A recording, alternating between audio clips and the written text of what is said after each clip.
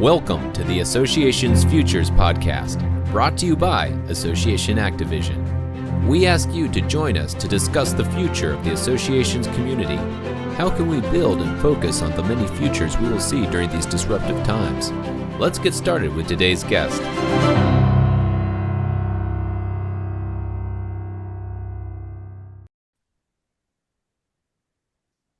Welcome to Association Futures Podcast. I'm Michael Buteri, your host, and today's guest is David Falchek. David has a CAE from the American Society of Association Executives, an IOM, which is from the U.S. Chamber of Commerce Foundation. He's a certification in leading remote teams from Cornell University. I don't know how you have any time to work here, David. He's also a certified nonprofit consultant through BoardSource, and I don't want to miss that he is also a certified meeting professional through the Events Industry Council. He's served on the ASA's Public Policy and Small Staff Advisory Boards. That's a lot of work in the association community. Today, we're going to focus on the big picture for associations and about the boards and how they are coming along in the new 21st century. So, David, welcome to the podcast. Michael, it's great to be here with you. I know since you and I met, I think it was in 2016 at the MSAE, I've been a huge admirer and I've learned a lot from you. So it's great to be able to have this conversation. Well, the feeling's mutual, I must say. Look, you operate currently as the executive director of the, I'm trying to remember the full name here, the Serving Seniors population, which is a 501c3, as I understand. So you get to see the problems that associations have, particularly when they have so many volunteer people working for them and alike. So on a big picture sense, David, what do you see as the primary issues facing the association community that it needs to address for the future that we now find ourselves beginning the journey in? Oh, Michael, exactly. That's a very important question. One of the things I think that we all recognize is that over the past couple of years, our institutions have been under assault. Everything from experts to the courts to governmental institutions are being questioned and highlighted. Now, in some cases, I want to point out those questions are legitimate, right? But the thing that we need to be concerned about in the association and the nonprofit world is we need to be ready if that cynical lens comes and looks at us, because we could be the next institution that comes under scrutiny and antagonism, depending upon what's going on. So what we need to do is we need to make sure that we stick to best practices, that we maintain, that we're transparent and that we're ethical and that we're focused in all of our dealings, because we have to insulate ourselves from that sort of antagonism. Yeah, one of the unfortunate things is that in the news media, when something goes wrong in the association community, like we've seen with, the National Rifle Association or the Realtors Association, these big guys, makes everybody gets painted with the same brush. But the vast majority of associations are relatively small, medium size with, not huge budgets and alike. I'm wondering if you see a difference between how it is that the small and medium size associations have to navigate this field you've addressed versus our larger friends in the association community. I think the very large groups, like the groups you mentioned, they really get entangled. They get entangled more in partisan politics than I think other associations do. And I really think that associations need to avoid that entanglement as much as possible, depending upon what their cause or what their reason is. They need to really step back from partisanship and try to maintain try to maintain some distance. Now, that said, I think associations have a very important role to play today. And, the role of associations is to bring people together. And if you look at the divisiveness and how we're so divided as a country, the ability of associations to bring people together is really a superpower. It's something that we can't underestimate. And I think this is we're in an era where associations have an opportunity to make a huge contribution by maintaining those connections, that ligature that we rely on for civic life and for so many other things that we do as a society and that we do collaboratively and cooperatively. Associations are notorious for being risk adverse. And you happened to mention in an earlier conversation that you had recently been to a risk management conference, I believe.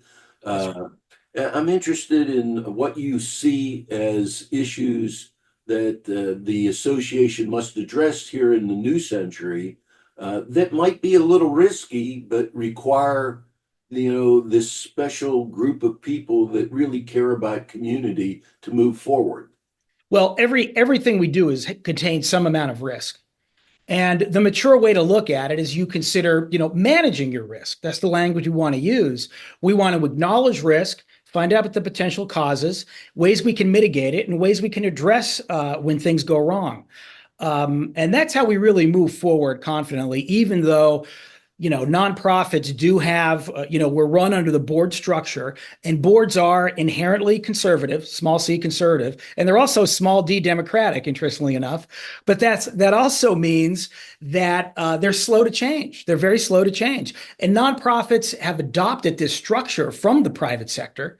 And some would say it wasn't even serving the private sector very well anyway, and that it might be a mismatch for nonprofits. And if you've ever read a shareholder proxy or a 10K, you know that the purpose of the private sector is to convey stability, safety, gradual change, and very low risk. And that may not serve that may serve a large corporation, but it might not serve a small association or small nonprofit, which really needs to be agile and flexible and needs to adapt to a fast-changing world. Our world is changing faster and faster every day. And more than ever, we need the boards to be adaptive and forward-looking and progressive because the world is changing too fast. Boards can overcome the limitations of their structure, and they can be open and agile and fast, but I think those are very, very few. We need to find a way to address the way boards operate in a way where they can be more responsive.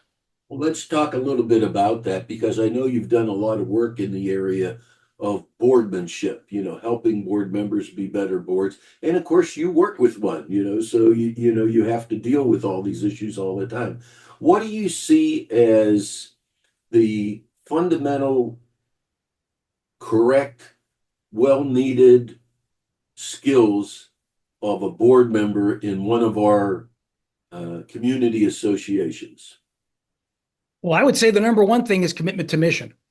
And the number two thing is the willingness to collaborate. And once you get those two things, you have the makings of a pretty good board member.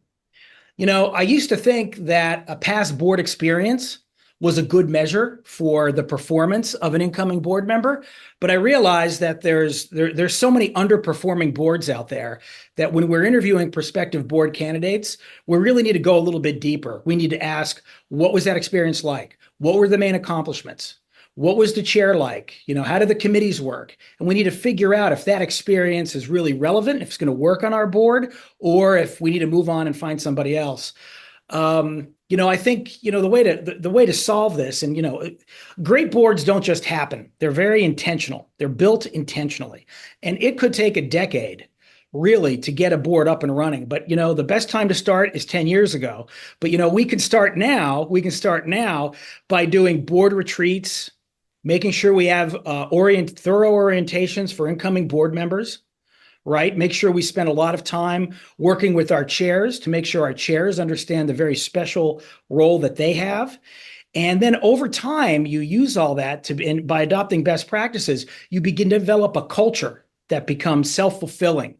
And then you get this machine going where new board members come in, they're brought up to speed really quick, they're working on a highly effective board. And then the really great thing is, once you have them trained and have a great experience, they can go out there and they could be a benefit to other organizations and serve on their boards.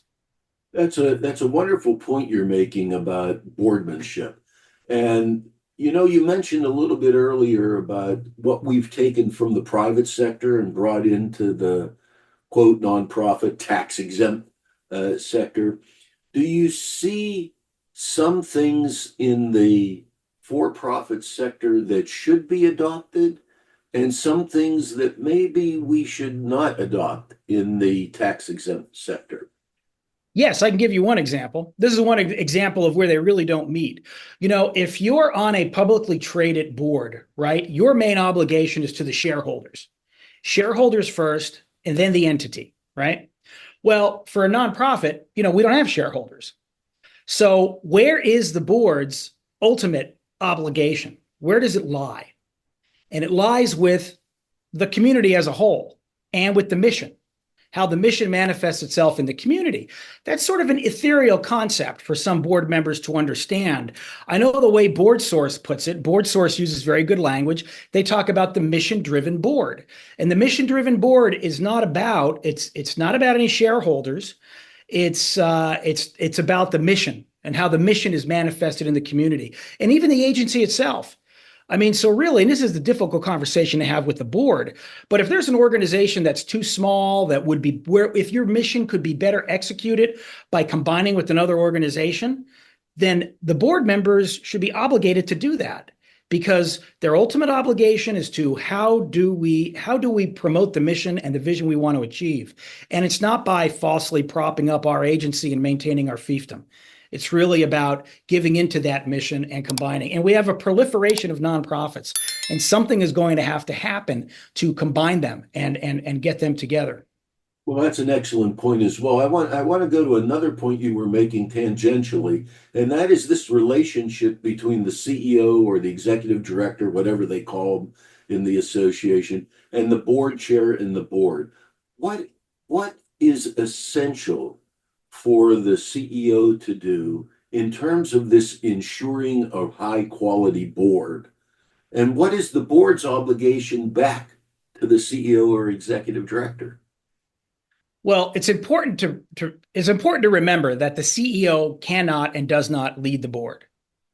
The chair leads the board. Chair leads the board, CEO leads the staff.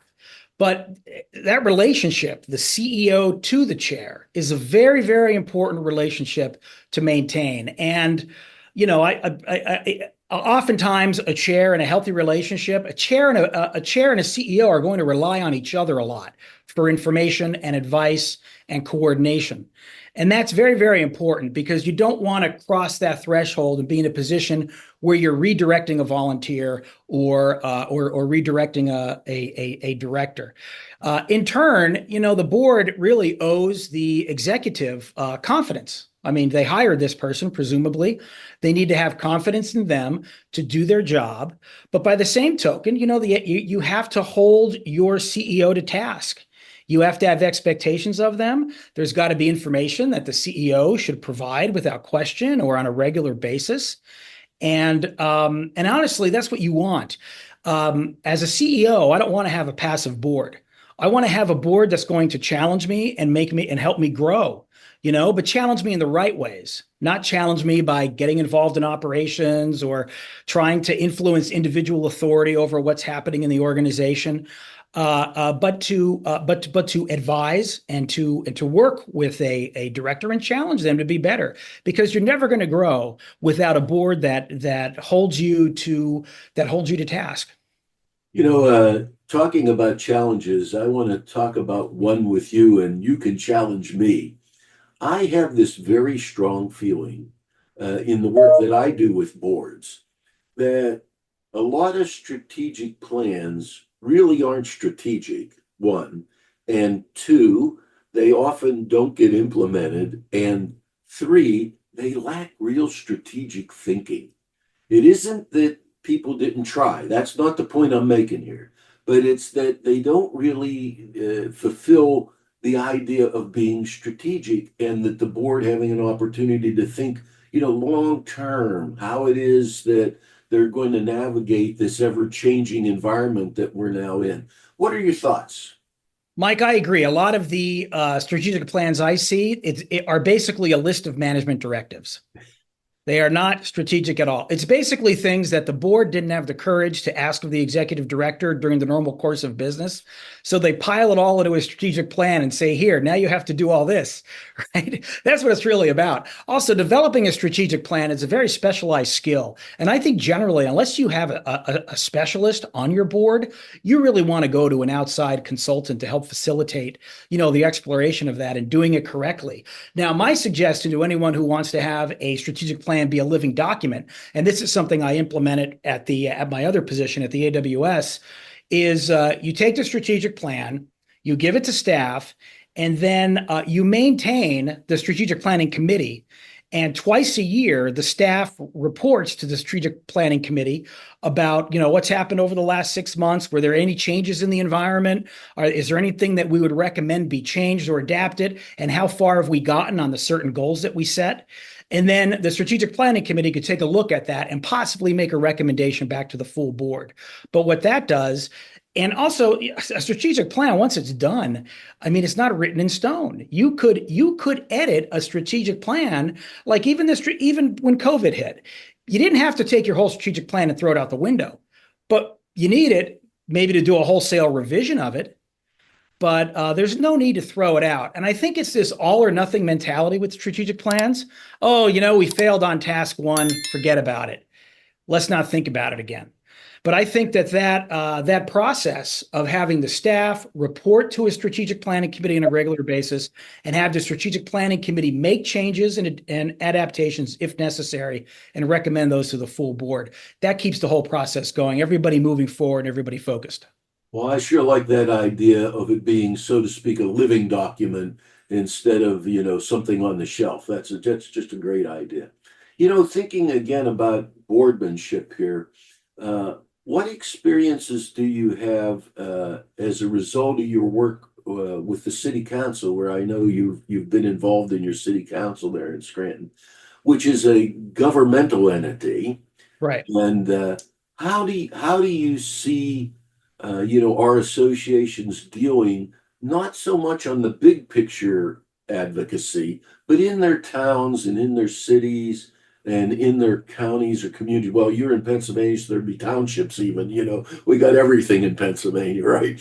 So I'm wondering how you see the association working with those various governmental entities below the big level, below the Congress or below the state legislature, where they live every day. Right. I can tell you that what we do at the Board of Ethics are still a relatively new phenomena in municipal governments. And one thing I noticed, and one thing that concerns me, is that there's not an association for municipal boards of ethics. Not any that I could find. I think it's a ripe territory so that we're able to talk to each other, and figure out, share best practices. Instead, I notice in Pennsylvania, the ones that I follow, the boards of ethics are basically working in silos, not interacting or sharing as much. That's one thing I think we're missing. In our case, our board of ethics, we have investigative, subpoena, and penalty authority. Fortunately, we don't have to use it very often. But one thing I can tell you, based upon the things that we have done, we do sometimes we'll have someone on an authority board or commission, or someone with the staff of the city request a determination. This certain situation has arose and we're not too sure how to deal with it. We love that because we love working on how do we think about this issue? And then we submit this determination, and we hope it becomes part of a body of knowledge for the whole city to be able to rely on when things come up. And there are a lot of problems, Michael, that exist on municipal boards and authority boards and commissions that are similar for our association, nonprofit, and chamber boards. And some of them is people don't have a clear understanding of conflict of interest. Or things like, misusing your influence or position. Sometimes if people haven't been shown or told or explained about what these things are and why they're wrong, they could have the best of intentions and still engage in them. You know what I mean? So I have to congratulate the law department of the city of Scranton. They've recently started what should be mandatory is ethics training. ethics training for all city officials. And hopefully that's going to extend to the volunteers who are serving on our authority boards and commissions, because they should be aware of that too. Well, I know that the American Society of Association Execs over the last number of years has mandated ethics training as part of the Certified Association Executive Program, which I think is similar to what you're talking about. It's something that's absolutely needed. Our society, as you mentioned earlier, sometimes looks a little bit in disarray. So we need to work on that. Before we wrap up, I have two questions. The first one of which is, tell us a little bit about the work you do with the Serving Seniors Incorporated, and how that is evolved in your thinking about the association community. And then we'll go to the last question. Okay. Well, remember, Serving Seniors is a social service nonprofit. My heart is still very much part of the association community, but we're a social service nonprofit. We provide something called long-term care ombudsman to long-term care facilities in 6 counties that we contract with, and that is it's a mandated service. Counties are obliged to hire someone to go and provide that service. And our ombudsman, they're a presence in long-term care facilities. They try to solve problems before they become bigger problems, And we also provide guardianship services, guardianship of person, guardianship of estate for people who are sadly adjudicated as, unable to make decisions on their own. So we have professionals who help them. And then we also provide patient advocacy services for people who are discharged from the hospital with chronic or complicating conditions. And it's really great to make a difference in my hometown where I live. And I work with fantastic people. Well, it's wonderful that somebody's doing that work because, the country's getting older and you can look at me and say, hey, you never can tell when I'll need somebody to help me out. I think so. I really appreciate the work you're doing there. Let me end by asking you that proverbial difficult question. If you had an opportunity to talk about the one or two things that you really think would bring better association governance forward, what would those one or two things be as a result of your experience in the association world? Well, I could give you more than one or two, but I would start with more intentional recruitment. I mean, I understand it's difficult to get volunteer directors. I totally get that. And it's true. But, I think it's also incumbent upon organizations and associations to be more creative about where they're looking. There's a certain director class out there, and we can't just keep relying on the director class. We need to look a little bit more and look a little bit harder. And again, this is one of the reasons why DEI is such an issue.